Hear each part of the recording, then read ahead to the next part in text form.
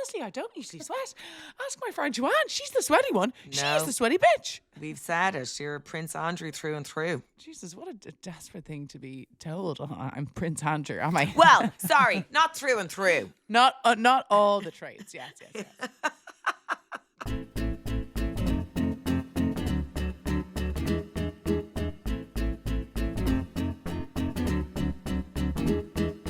Hello and welcome to My Therapist Ghosted Me with me, Vogue Williams and Joanne McNally.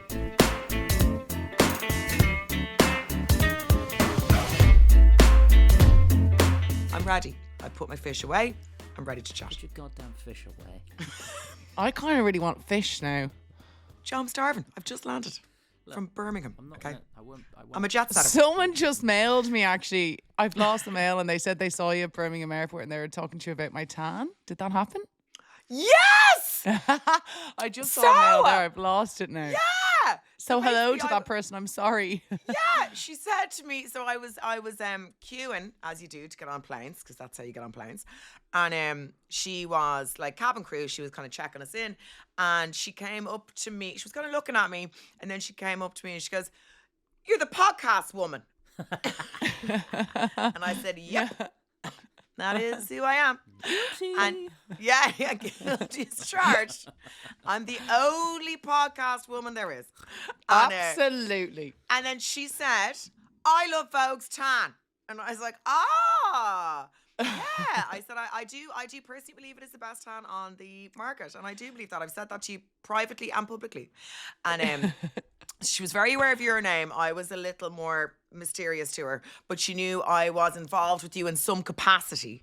And then she said that she loves your tan so much that she used to get it like flown in from, I don't know, someone was like muling it like a drug mule. I don't know, were they throwing it into a condom and putting it up themselves news. to get it to the UK before you sold it in the UK. And she said they used to sell it on Aer Lingus flights. And anyway, she was tan mad. People, do you know, and people are so loyal to tan. I think they're more loyal to tan than some people are to their own husbands. Tan is very important. And do you know what she said, Vogue? She said she's an ultra dark. And I said, I am too, although I said Vogue doesn't like that.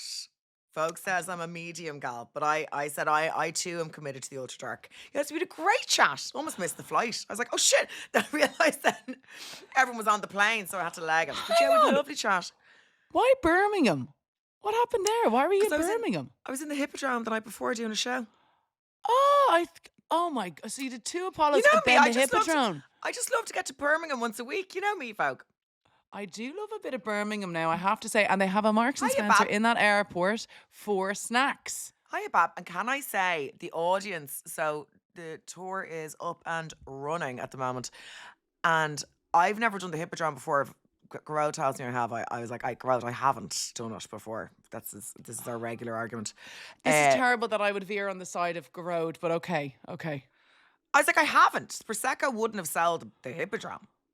It wouldn't have. I don't know. You're just not a brilliant source when it comes to where you were. My own stories, I know, yeah. You're that's not, true. yeah. But anyway, can I say, it was a Sunday evening. It was one of the nicest gigs we've ever done. Why do they call it the Hippodrome? Because there's hippodromes everywhere. And for some reason, I thought it was a bingo hall, but it's not a bingo hall. I know, I did. It was a bingo hall.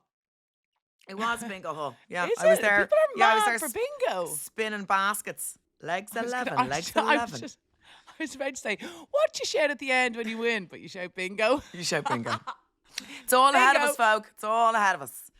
That's what we will be doing. I can't wait to hit my bingo stage. I'll be playing that game. What's it called? Not Bridge. There's another one that my auntie loves as well. There's another game that it lasts for hours. Bridge is very kind of female centric, I think. One of my friends learned how to play bridge, and she's in her 40s now, but she learned it in her 30s, and we were like, wow, this is nursing home Really? vibes. She's like, no, I love it, but you need the problem with bridge is you need a partner. You have to have someone to play with, and obviously hours you long. won't do that, because you won't share Want to sports. win. I want to win. No, there's You don't another share game that sports. I've played called Monges or something like that. I don't know. It's obviously it's not called that, but it's a really difficult game to play, and that's what they're on to now. So Bridge is taking a little bit of a back seat, and they're on to that other game. I don't know if somebody will Wordle. know the name of it, and I'm not saying Sudoku. it right. No, it's like Monge or something. I don't remember what it's called. I'd have to ring now. Never. This sounds like, is this one of your posh things? Is this one of your No, St. Bort's? No, it's Games. actually that's backgammon. That's backgammon. No. Backgammon isn't That's posh. Is it not? I Chess would is like, posh. for my 50th birthday, I'd like to set up a giant, kind of experiential sized kerplunk. Oh, that be good? I Yeah. like Kerplunk. Do you know what's not great? The Buckaroo. I got Buckaroo for the kids, and I was like, I remember this being much better. And Operation. Do you know how Great small crack. they've made that? No. They've made organs. them so small that I can't even do it. Yeah, What? yeah. Don't bother. Don't waste your money. Go It's just back a to teeny Jenga. tiny pancreas. You're taking out with the tweezers. Great little crack though. spanner. And also, I think an important educational tool for future doctors. Absolutely. We've spoken before about them leaving sponges and stuff inside people. It does happen. So maybe if they were doing more operation in their spare time as a game, they wouldn't make mistakes like that. Possibly. And so come here to me. Guess what I did on Saturday night? Well, I went to Oasis last time. I don't know what happens at Oasis. A lot of drinks happen. And I kind of started giving myself the fear yesterday, but my friends, what? Can I ask a question? Yeah. Did they come out holding hands or not holding hands? They hugged. They're friends. I'm telling you, they're friends. Well, someone told me there was one gig that they didn't come out holding hands. And I was like, ooh, spice. Well, we never held hands. You and I. Well, we only held hands at the end. I think we publicly get on. Yeah, I mean, suppose there is privately, that. it's carnage. Privately can't bear each other. Yeah, privately, there's been stabbings and glassings galore. But publicly, the official line is, we like each other. Yeah.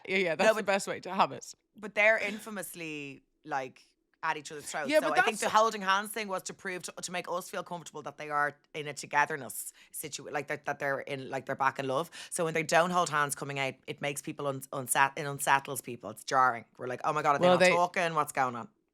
They didn't just hold hands; they actually hugged. Scored. And they had, yeah, they They did. I did. scored. I saw Yeah. them. Weird. I saw them. Did they score? I was- Who's the top? Who's the bottom?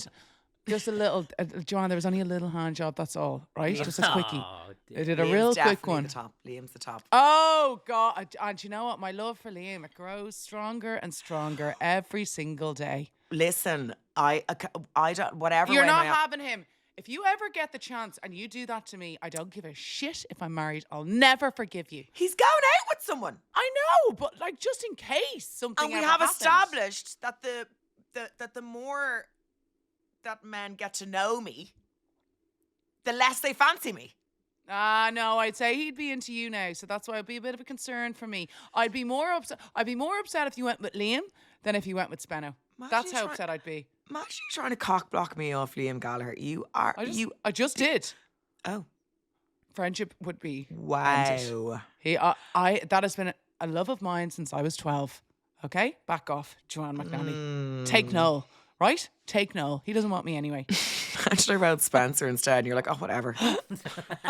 As long as it's not. Listen, Yeah. don't worry about it. As long as it's not Liam, that is Yeah. totally fine. Are you texting Liam? No, I'm riding your husband. Oh, Grant. We share. We Yeah, share fine, things. fine. But You're so, like, if I don't know anything, what- take a shift off me. Fucking delighted. I'll do Yeah, the mornings. But so my algorithm was popping off for whatever the way it does, and a video came up of Oasis when they were like kind of at the start of their career. So I guess they were in their 20s. They were probably even younger, Joe. Yeah. I bring Joe's name into it when I need to be. Well, it's viciously 20 years fact-checked. since they broke up, isn't it? So it's 20 years since they broke up. And I don't think they were going Oh! together that long before they absolutely despised each other. Noel's 58, and they were started banging around in the middle of the 90s, didn't they? So he would have been in his late 20s. He would have been 28 in 95. Well, when I Wow. say he was, I think because I'm a little younger than the lads.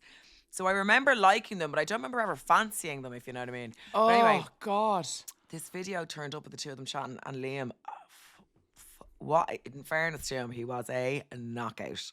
I think he's better looking now, honestly. I do. I used to have him and Eric Cantona on my wall, and that's who I used to kiss goodnight. I remember it was when I had a single bed, sleeping beside Amber. I must have been about 11. I don't even think I hadn't gone to secondary school yet.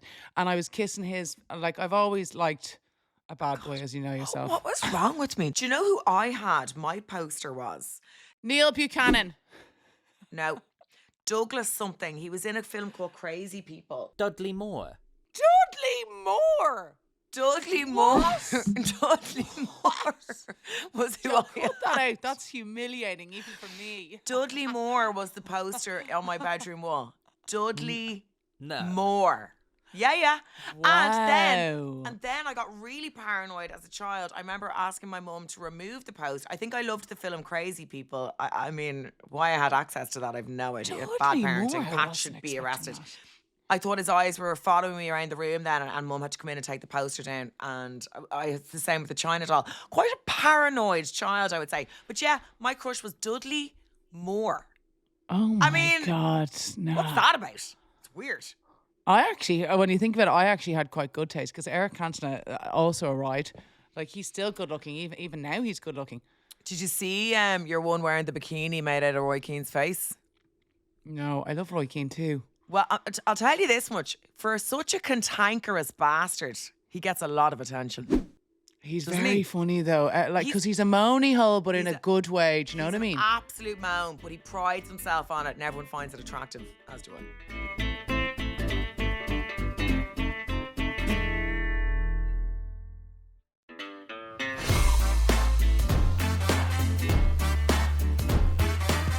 Hello and I'm a- welcome to my. Sorry.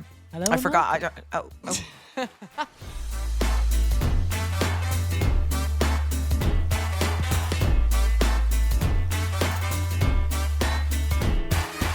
I was at Oasis, and Joe, you said the same thing. I don't know what it is. It's my second time going. I'd go again if I could, but like you do tend to get pretty pissed at Oasis, don't you? And then the next day, it's a when in Rome thing, isn't it? It's just sort of It's just what the was buzz. the 90s about? It's a It was night about out. I lager and know, Oasis. but still, you know what I'm like the next day. So I was like, oh God. I was like to Claude and Ashley, were we okay? And they were like, no, we were actually totally fine. And because we went to that friends and family bar. Any sign of Richard Ashcroft? No, but God, isn't he good? I went and watched it. So the girls flew in from Dublin, and I was like, I was thinking to myself, I was like, nah, I'm not waiting for them. Like, I'm not missing Richard Ashcroft because I only saw his last song the last time I went. So off I went, stood on my own, and this woman came over and she was like, are you all right? And I was like, yeah, no, I'm grand. My friends are coming. No, I have my friends. They are coming. So basically, Liam said, we'll see you next year. So that means that they're going to do Nebworth. And I don't know where they would, like, where would they go in Ireland? Because they've already done the biggest venue in Ireland, but surely they'll do another, like, maybe they'll do Croke Park again. I'm going. Oh, maybe Slane. They'll do Slane. With the same tour, I guess. I'd go 10 more times. I'd Yeah, go yeah, 10 more yeah. times. You love I remember I went to Slane. Who were we going to see? We were going to see you two when we were really young. And like, I think we were like 16. We'd snuck down and we got absolutely deranged. And one of my friends fell into a bush of nettles and her, you know, the way it goes all lumpy. And her whole face was just lumps. And she was bawling, crying because she just had all these nettle, scratchy lumps all over her face. I'll never forget that. Sounds So I won't be awful. back, Slane. Yeah. God love her. Okay, we spoke about this the other day, but we're going to tell you again because it really is such an amazing cause. And we've never done a competition on the podcast, but here it is. The prize is Joanne McNally. 2 tickets to Pedophile, and you can come backstage after and have a drink with myself and Vogue. You're going to get a night in a hotel near the Eventum Apollo, and we're going to throw in 150 quid cash towards your travel costs. And as well as that, we have a ghosted merch bundle for you, and also a copy of Big Mouth. The competition is to help raise money for Global's Make Some Noise, which funds vital life-changing projects across the UK, delivered by small local charities with the aim of making sure nobody is left facing life's toughest challenges alone. Projects tackle a wide range of issues, including bereavement, food poverty, domestic abuse, homelessness, and loneliness. Some amazing causes and brilliant work. So, let's give you some details. But before we do, this is only open to residents of the UK aged 18 and over who are based in the UK. I'm going to chip in at this point and say I know that there's lots of people outside of the UK who are upset about this, and we are looking into doing another competition like this another time. and opening it to more than just the UK. So, for your chance to win, for you and a friend to grab a drink with us, then 2 tickets to see Joanne's Pedophile show on Saturday, the 18th of October, 2025 at the Eventum Apollo in London. Text GHOST, GHOST, to 82200. By entering, you'll have the chance to make a voluntary £5 donation, which will be added to your phone bill, and 100% goes to Global's Make Some Noise. You've got until 10 a.m. on Monday, the 13th of October to enter. Keep your phone handy. We may be calling you. Standard network rates apply. You must be 18 or over to enter. For full T's and C's, including prize date restrictions, visit makesomenoise.com/win. So, text GHOST, GHOST, to 82200. And good luck. I'd like to talk about the rapture, please. Okay. Oh, yeah.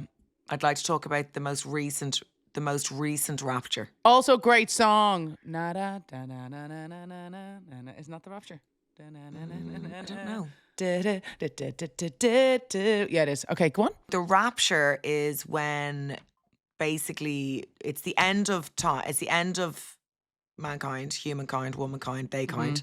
And Jesus comes back, splits the sky open, sucks all the sound people up, allegedly, which just coincidentally happen to be Christians.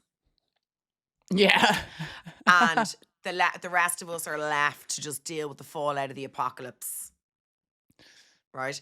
So the word went around on the internet that the rapture was. I mean, it's one of these things. You know the way they're always predicting the end of the world. always Blah one. blah blah. Yeah, There's there always is this always doom one. clock, and it's never been closer to the end of the world. It's all womp, to be honest. But anyway.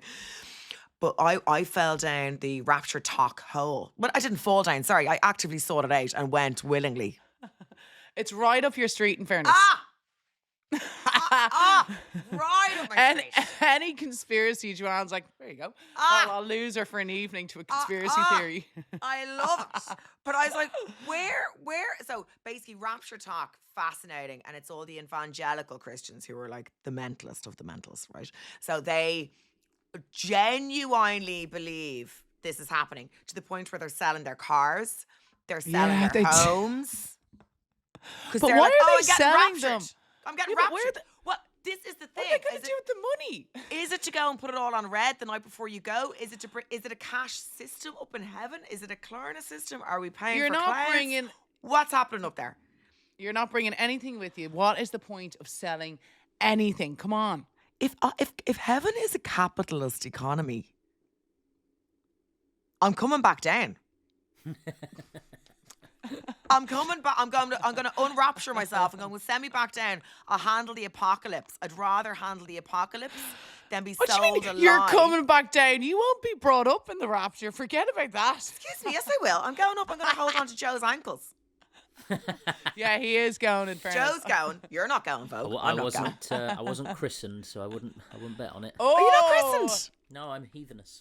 Well, Vogue christened one of her kids Catholic, one of the Protestants. She's definitely not going. Two of them are Protestant. One is Catholic. If I have another one, I'll do another Catholic, and then, do you know what? Maybe I won't. Maybe I'll go completely all out and do a completely different religion. Vogue is religiously dyslexic. She hasn't a clue what's going on. So she's not going up. She's not going to get raptured. So Joe, you're Maybe the a only one that's going to Baptist. get A raptured. Baptist. Fine. You'll be like, oh, this is Lynette. She's Muslim. Yeah. For diversity. Yeah. Absolutely. I'm trying to I've just had a- bring us all together. I've had a Buddhist baby. Oh, that's lovely, Vogue. Good for you, Buddhist- opening it out.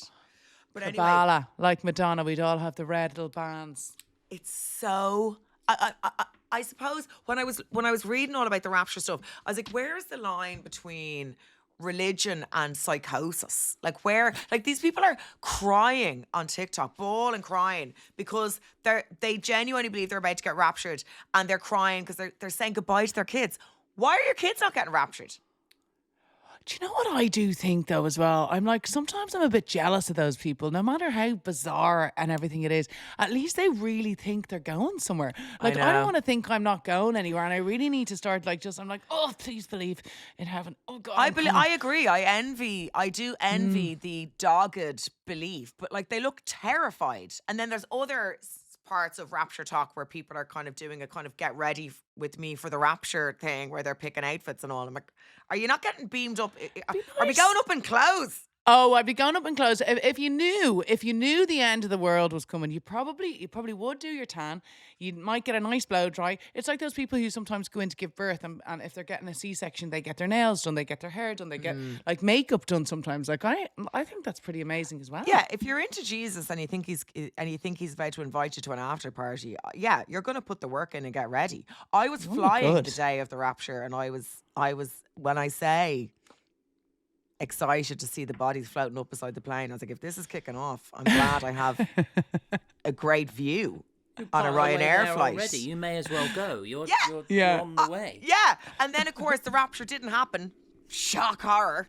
Like, how many times do you have to get ghosted by Jesus he's just not into you. Do you know, he's not coming back. And then they're all crying and all trying to get their houses and their cars back. Oh, and I'm like, where does this leave them, their beliefs? Well, I suppose they just kind of wait for the next one. That'd be a real nightmare about the house and the car. I remember when Amber moved to Australia, she sold her car and everything, and then she went home 3 weeks later, and it was a fucking nightmare to try and get a new car. Yeah, of course. Yeah. I felt very sorry for the people who didn't get raptured and thought they were going to get raptured. Like, imagine you thought you were going to get raptured. Imagine the amount of bepanthen I'd have on my face. Oh my God. I imagine the rapturing is very bad for the skin. Getting sucked up into heaven like that. But anyway, now they're all crying about and saying that they don't believe in God anymore. It's where is the line between, like, faith is like kind of blind belief with no proof. That's what faith is. But like, where's the line between faith and complete delusion? I don't know where the line is. I have no answers. It depends on people and how much faith that they have, and like obviously they would have been completely depressed. But there's always another one. What's that thing where there's a prediction? There's predictions at the start of the year all the time, and they always predict the end of the earth at some point. But as well, don't forget November. The aliens are meant to be coming for us. Remember? Oh, that's been and gone. That was. No, this November coming. They're meant to come. There's more, to be honest, there's more chance the aliens coming than Jesus coming. And that's the God's honest truth.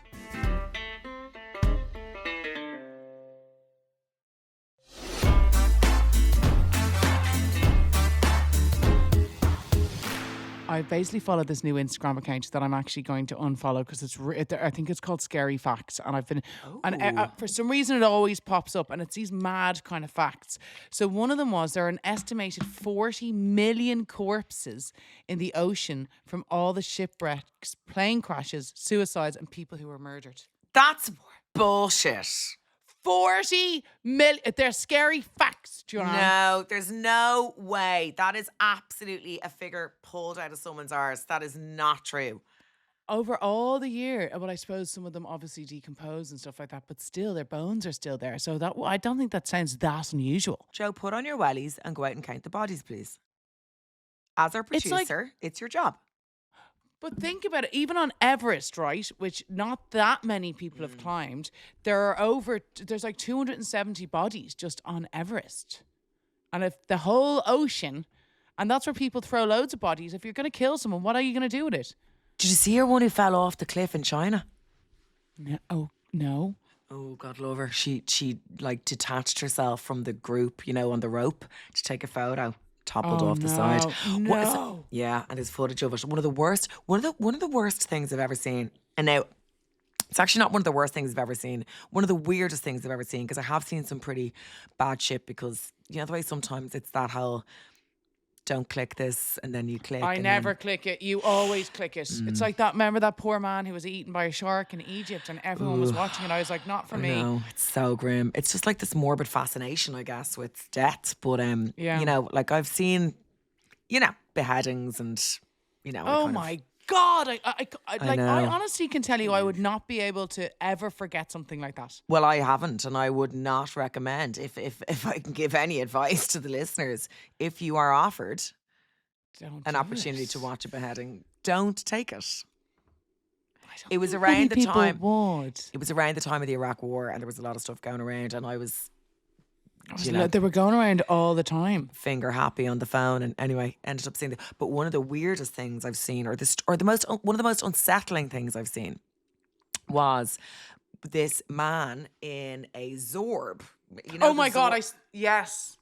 And I think because it looks so childish, and then the end result was so awful. Is that- so it was in Russia, I think, maybe. And there's kind of like a Zorb track where they put them in these huge big, it's all very stag party coded. Put them in these huge big Zorb balls, and they're supposed to kind of like bounce along like ping pong balls along the route, and then you get out at the end and a bit of gas crack. And whatever happened, the Zorb bounced the wrong way. And I think because it looks kind of cartoonish, that the ending is so so opposed to how it looks, because it's like a toy. Are we not? We're not saying at what ends, because I've not seen that. Well, I actually haven't seen that one. He goes off the side of the cliff, and that's the end of it. Yeah, Jesus, I know. Yeah. Did you ever see that one of there was this like this? It's not a Zorb, it's made out of metal, and basically you spin somebody around and the thing broke off and again fell off the side of a cliff. I saw that recently and I was like, oh my God. And I suppose you could see it because you don't actually see them dying. But like, I don't like any of those things. Or you know that thing where like people lie on a net and they're like put out off the side of a really high building to just look over and just act like they're flying. And I'm like, I just would not want to do something like that. No. I've started because I'm morbid in general. So like everyone's obsessed with death. Everyone is. You know what? I feel so sorry for everybody who's going to have to get rid of my stuff when I go. I keep saying that, but I do. I have a lot of stuff. There's a lot of stuff to get rid of. What you should do is start doing it now. Yeah, but I've too much stuff. I'm doing it as much as I can. If you're getting rid of any of your acne or Frankie shop stuff, I'll have it. Oh yeah. I you're won't going be to using die that. soon. So start to clear out, hun. You're 40 now. You're 40. Yeah. It's time. It's time to go. It's time to start packing your stuff away, Vogue. Don't leave it to the kids. I'm even looking here. I'm like, look at all this job. makeup. They're going to be busy grieving.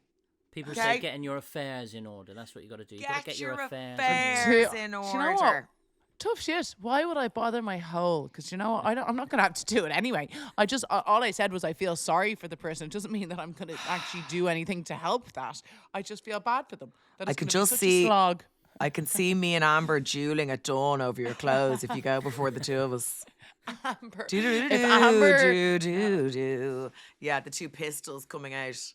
You wouldn't be able to take on Amber when it comes to the clothes. But every time I see Amber, I'm like, did I give you that? Or is that? And she's like, stop doing that. Because every time I see something nice, I'm like, I don't remember giving you that. Did I give you that, or have you stolen? Vogue, can we please talk about the fact that you are now a movie star?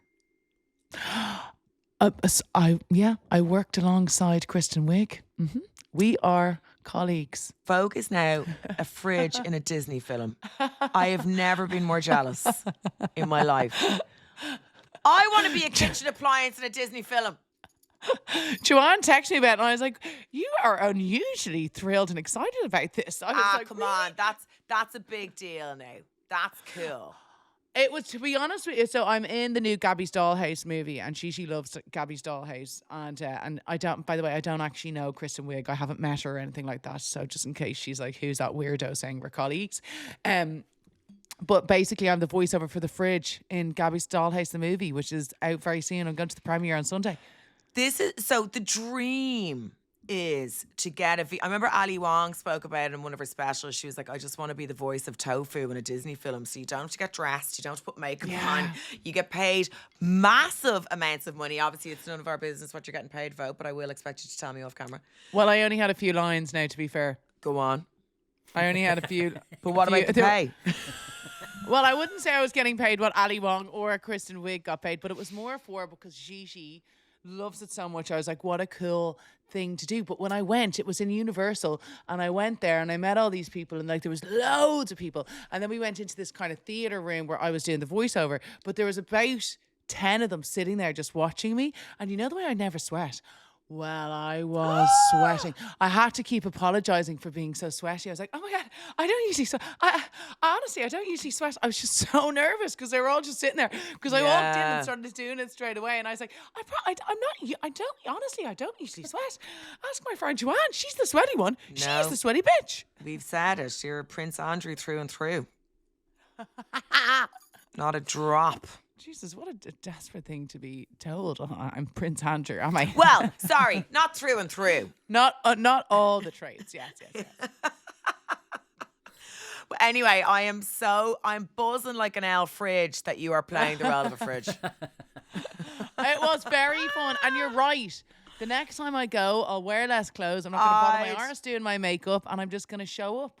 I would love that. I'm just putting it out there into the universe. If anyone wants me to play the role of a hairdryer or a Dyson Airwrap or a Hoover, anything like that, where I don't have to get dressed or put makeup on, I would be thrilled. Yeah. And listen, both of us are fully available, open for bookings, and we're in. You're a movie star now. Well, I am changing my bio. I'm just going to put in worked alongside Kristen Wiig because I kind of did. She's there. Worked alongside A-list actress. Sorry, fine. Kristen Wiig. I said this before, but I'll say it again. Mm-hmm. I listen to a lot of stuff because I'm on my own a lot of the time, and I listen to it for company, etc. And when they started using, so there's an app that I use where it turns newspaper articles into audio versions, so you can listen to the newspaper article as you rock around. And they've started using AI voices, and I can't stand it. And then I realized, I'm actually listening to these for company. It's not necessarily just the information that's in the article. I'm actually listening to it for a bit of like human interaction at the same time. Yeah. And when it's AI, I don't enjoy it at all. Like I really don't. So I'm so pleased that those big films are still doing like using real people. Of course they are, because they're selling on your name then as well. Like it's did you have not a million see followers, Vogue? That's a lot for a fridge.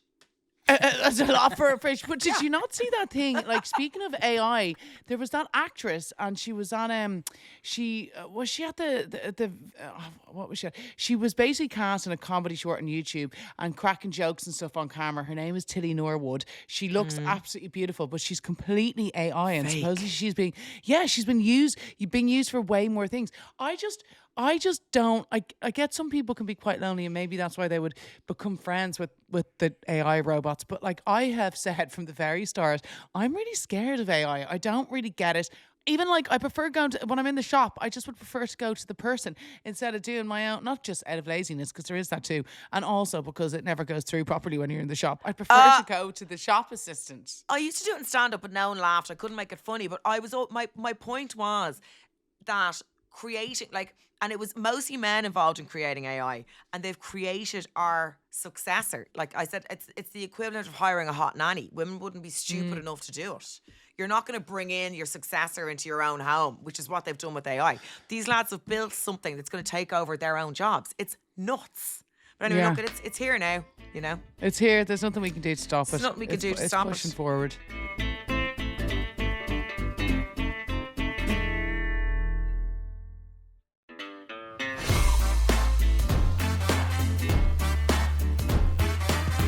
I'm very nice to my ChatGPT because I do feel there will come a day where it will become sentient, and I don't want it to put me in a hamster wheel.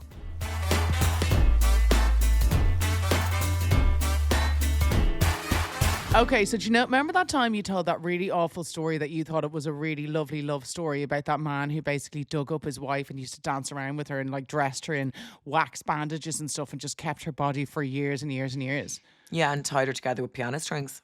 Oh God! Well, do you want to hear an actual romantic story that? And her families came past, and they knew that he was so obsessed with her, they suspected that he'd actually stolen her from the grave. Yeah, I do. Yeah, my goal. Well, do you want to hear an actual romantic story? I saw there is this big. There's a palace, right? I was on the plane today. Your story is not romantic. It is, folks. It's not. I don't want to be dug up and dragged around like my carcass being dragged around. Okay. Well, let's just see if you die first and Spano isn't. You'll be devastated if I'll be like, you get down there with a spade, Spencer. I'll bring the piano strings. The two of you can share me. Drag her into the dressing room. Yeah. Listen to this one. The palace of Prince Smetsky of Russia, built to save his wife from tuberculosis. It had 365 rooms, one for every day of the year.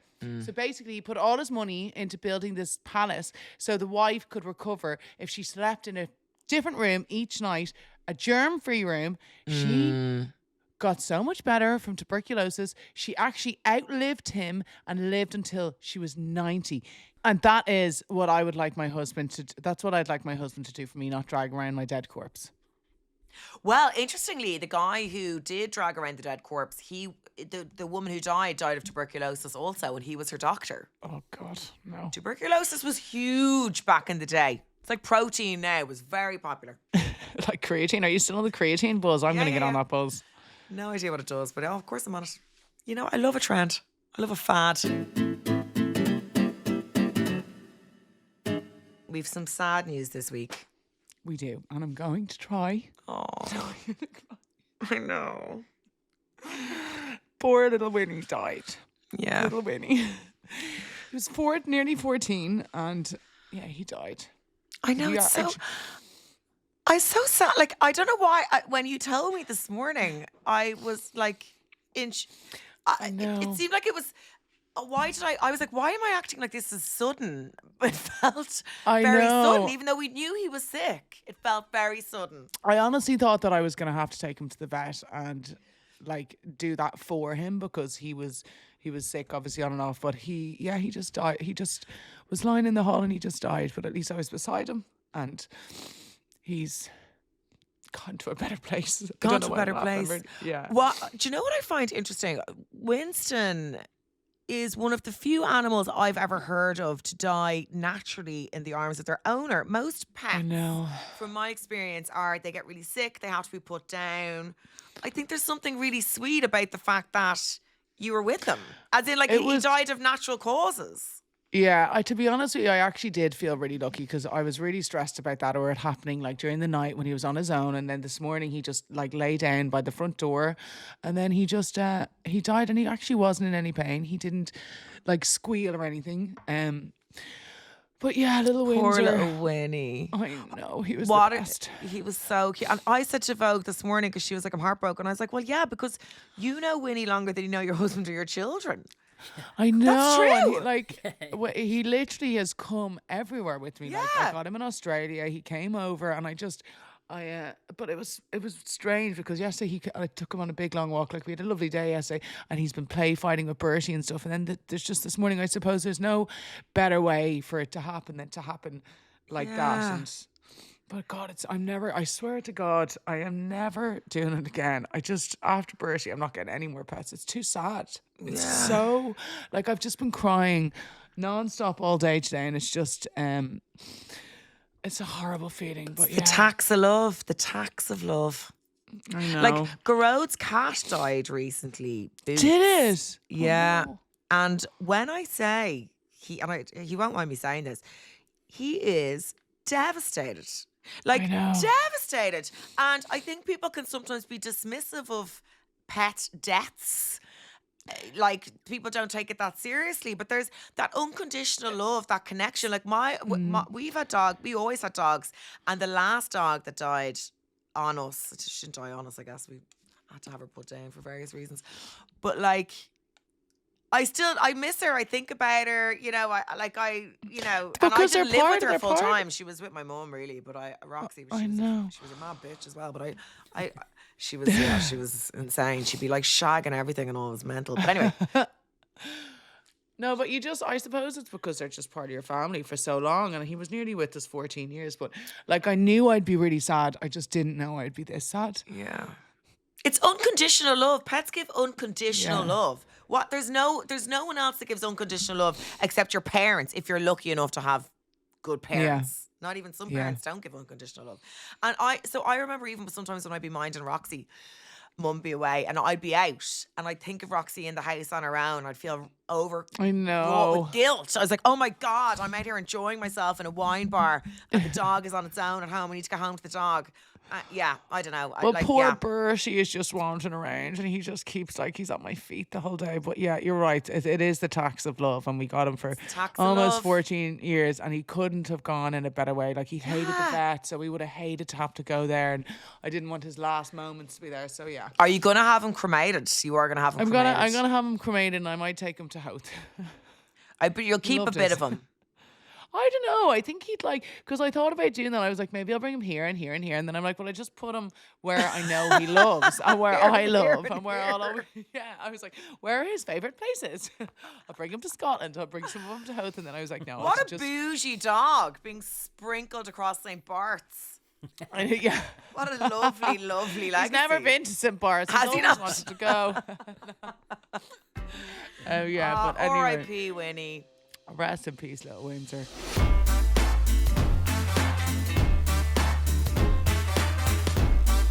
Okay.